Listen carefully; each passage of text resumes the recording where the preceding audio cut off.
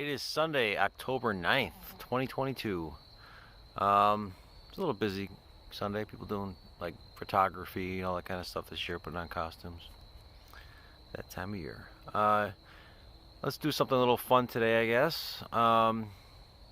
Yesterday I interviewed a guy who experienced a dog hanging from a noose with what looked to be its throat cut back in 1976. And there's more to that conversation too. There was a camcorder running in the background, so there's more stories. I don't know if the audio captured everything, but that wasn't its intent. But he said, hey, use the audio if you want to tell some other stories that he had. Some of it's mostly just joking around or whatever. But past culture of the Grove, I guess you could say. Lovers Lane days, all that kind of stuff. Hopefully it turns out. But here I want to talk today about malfunctions, electronic malfunctions, whether it be your camcorder, flashlights, whatever, electronic kind of stuff. And there's a story from back in the day. I talked about the scuba divers in 1986 when they experienced their generator turning off, and as they're in the water with the little boat in the pond looking around, all their portable lights turn off. Now that's, if it's one light, one thing. Even a generator, whatever, malfunctions happen. Multiple lights all at the same time, like handheld lights, right before a ball of light comes shooting out of the water. Here we go. It's, something unusual, right? But part of the conversation with with that guy yesterday and his friend, actually, his friend was kind of like, well, if you don't think it's dead people out here, what do you think it is? And I said, well, let me paint a picture for you. And so I started reciting certain types of events of an extreme nature. And maybe I got 2 or 3 stories in, and he's like, that it sounds like aliens, sounds like UFO kind of stuff. And there are parallels to it for people that keep up on such things. And so, when we have malfunctions, yeah, things can be very normal. There are rational explanations for things. When you have straight up power losses on things that are fully charged, got brand new batteries, whatever, I definitely pay attention to that kind of thing. I've had some stuff from last year and parts of this year, like just portable sensors, scientific kind of stuff, and they would last for up to 2 weeks. I put them out here, and literally overnight they went dead, each and every single one. Kind of weird. What the hell is going on with that? Whatever. So I got some stories from the archives, and I wanted to kind of like pause the noise. All right, stories from the archives. I'm only going to do like 3 or 4. Not going to be too long, and I'm just going to keep it rolling with all the motorcycles. This one is in the personal story section at bachelorsgrove.com, and the document title is Kevin Burke. Actually, I'll just read the whole thing since it's really short. So it was sent in 2011, October of 2011. I'm not sure when this actually occurred. Anyway, here we go. And this is the last image I got before my camera died. We were on our way out, and at the entrance, there was a photo in the document. Not that it probably shows anything. I turned around to snap this one last pic. Right after it saved, the camera just shut off without a warning message or anything, and I just replaced the batteries before going in. I couldn't get it back on. Normally it says battery low. So I took out my phone to videotape what was happening, but that, fully charged, wouldn't turn on either. Now we're standing there confused, when our flashlight shut off too. So we then booked it down the path for the exit. After we got out, the flashlight, phone, and camera all worked again. Got to shift with the sunlight here. So this one also comes from the personal story section. Document titled Rachel Purcell. It was sent in September of 2022. Thought this was from an older one because there's a lot of repeats with this kind of stuff. You'll see a pattern.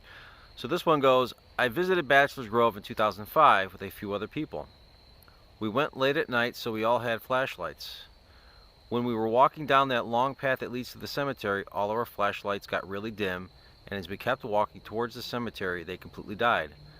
There were 5 of us, and it happened to all of our flashlights. That was it though. We had nothing else happen. And this one, also from the personal story section, document titled R.J. Acosta. It was sent in 2007. Let's wait for this plane to pass. Alright, R.J. Acosta. Sent in July 2007, but happened in 2006.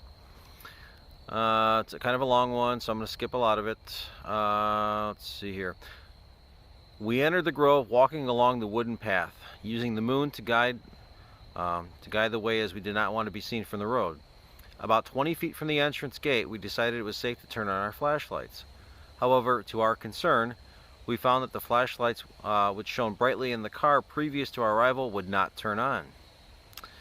Scrolling down, continuing on our way out, just for kicks, I decided to try out our flashlights.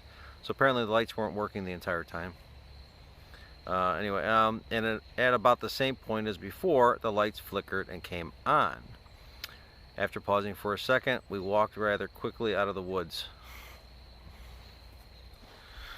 Now, in the more normal sense, not all of these things can be, paranormal in nature kind of thing. It could be just rational, normal stuff, unless they got backstories. And sometimes the backstories are kind of light, sometimes they're heavy. When you got those heavy ones, a lot of stuff going on, maybe there's something to your malfunctions.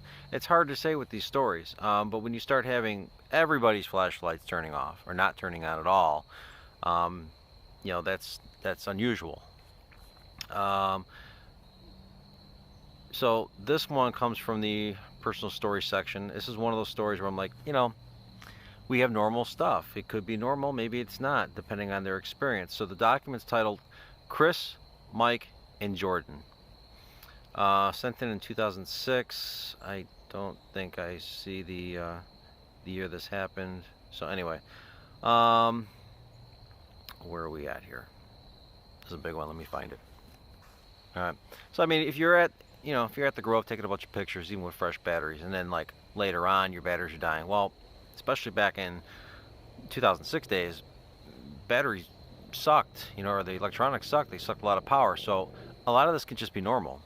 Where they, I don't even know if I really want to recite all this stuff. I should probably skip around. The whole time we felt like we were being watched until we walked out of the cemetery, and while we were taking pictures, our cameras kept saying that it had a low battery. But when we would go to the car, they had full battery.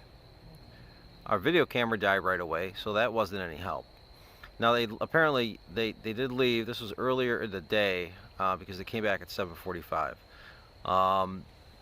And then they started like seeing things. They had a flashlight, and they were seeing some figures darting around the cemetery, humanoid stuff, and then running down the path, things like that. So I mean, if you want to read their story, go ahead. It's again titled Chris, Mike, and Jordan in the personal story section.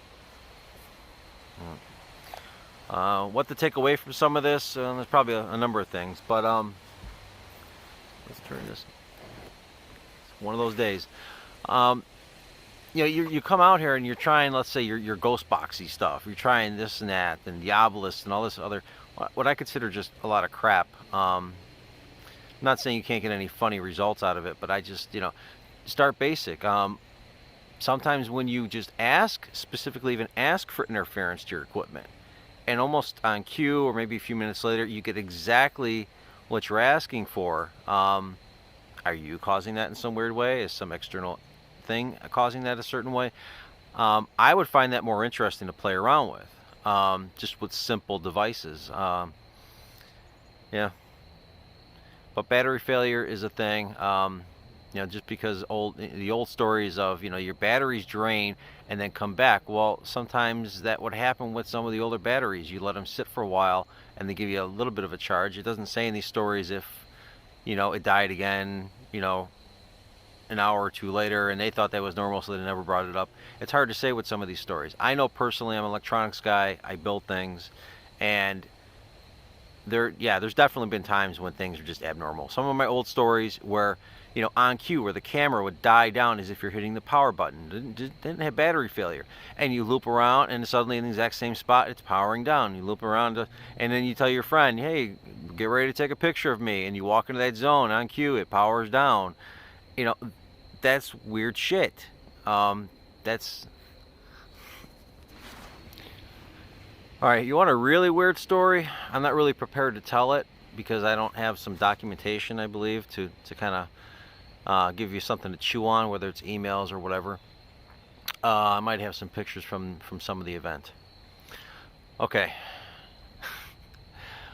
Back around, I think it was 2000, 2001, I ran into somebody that most people in the community should be familiar with, paranormal-wise, Troy Taylor. And kind of have a quick falling out with this guy, right? And avoiding most of the drama doesn't really matter. The point is, like, I was disappointed in the dude. Those are my beginning days. I was naive. I thought people that wrote a lot of books, did stuff, took it a little serious. Well, apparently this guy didn't.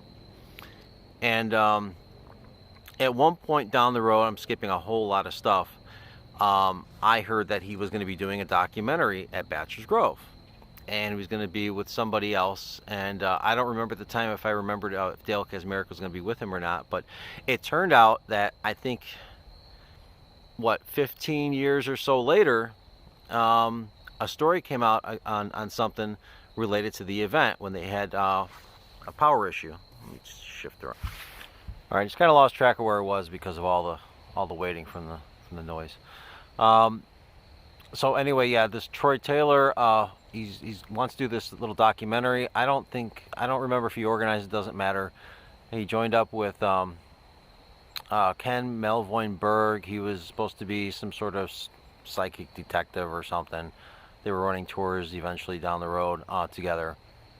And then Dale Kaczmarek was invited, or whatever the case may be, and he was bringing out the old Geist system. It was a computer data logger thing. The code was written by Stan, which, by the way, Stan passed away, and so sorry, Stan. Hopefully you didn't suffer too much, but I guess that was this year. Getting off track here, but so hopefully you can kind of bear with me, because this is one of those really, really weird stories, and it might help you understand how you interact with the intelligence out here. Maybe not. Okay. So, even though Troy wasn't taking things very seriously, and that kind of upset me because, I geek out on it, or whatever you want to call it. I just take it more to heart.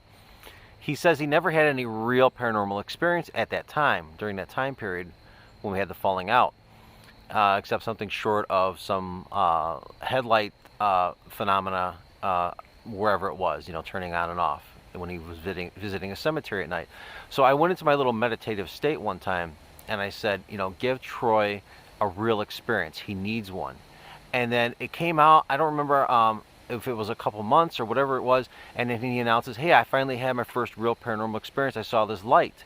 And I thought, wow, is that a coincidence? What's going on here?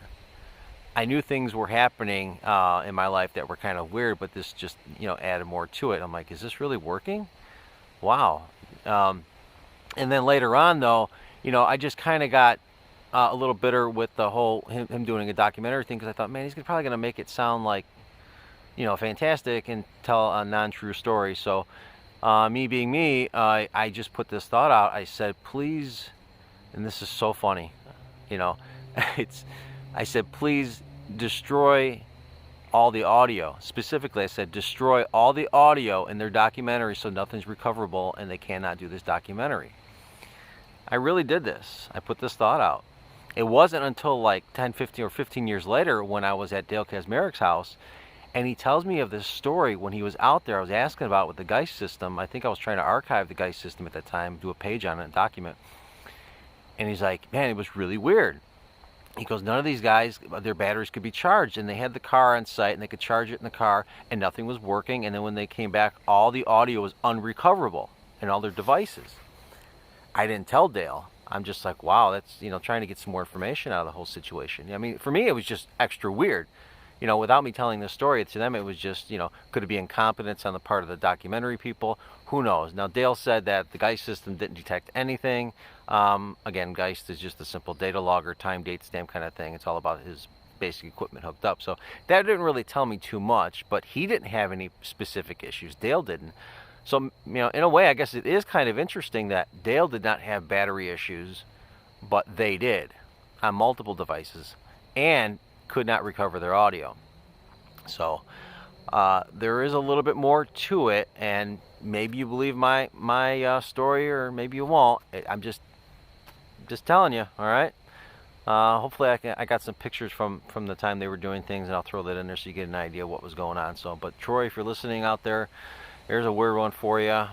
Ken, that's weird. Dale, yeah, that's weird. Ken, I don't know where you're at these days, but I got another side story which I may or may not ever tell, and it's probably going to weird you out. It does involve you. Anyway, until next time.